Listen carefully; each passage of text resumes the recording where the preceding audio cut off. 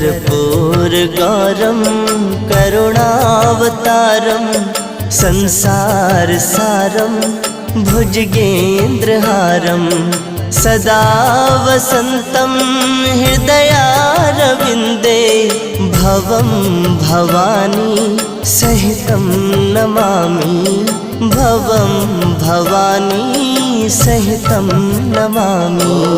कर्पूरगौरं